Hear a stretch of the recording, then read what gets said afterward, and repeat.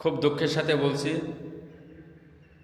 যার যার জ্ঞান বিবেকেই প্রত্যেকের একটা দল বা রাজনীতি করার অধিকার আছে, কিন্তু কেউ রাগান্বিত হয়ে বা কিছু হয়ে কোনো আলেমন আমাদের গালিগালাজ করবেন না।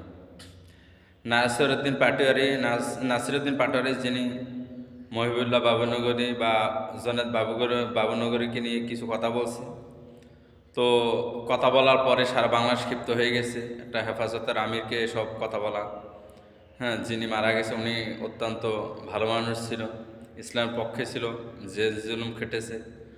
তো যাই হোক, ওনাকে আল্লাহ তাআলা জান্নাতবাসী করুক।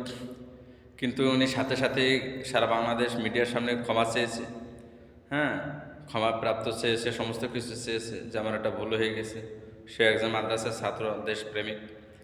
কিন্তু 2-3 বার ক্ষমা চাওয়ার পরেও তাকে নিয়ে, হ্যাঁ, কিছু স্বার্থপর আলেমোলামা আছে, তাকে নিয়ে ঘোলা পানিতে মাছ ধরার জন্য, হ্যাঁ, বিভিন্ন সংবাদ সম্মেলন, বিভিন্ন বায়াতুল মোকাররমের সামনে বিক্ষোভ মিছিল, বিভিন্ন কিছু। কিন্তু দেখেন, সেও একটা ভালো, সে সাথে সাথেই ওই জায়গায় উপস্থিত থেকে এটা প্রতিবাদ করেছে এবং কি সবার সামনে এটা ক্ষমা প্রার্থনা করেছে। হ্যাঁ, সবচেয়ে ভালো উত্তম হয়েছে। তারপরে কি, ওর নামে বিক্ষোভ মিছিল টিছিল সমস্ত সারা বাংলাদেশ, আর অথচ সেই উপস্থিত থেকে সবার কাছ থেকে ক্ষমা চেয়েছে এবং কি সবার কাছ থেকে আবার ভোটও চেয়েছে যে সবাই কাজ করবে, অর্থাৎ সবাই প্রতিজ্ঞা করেছে ওর জন্য কাজ করবে।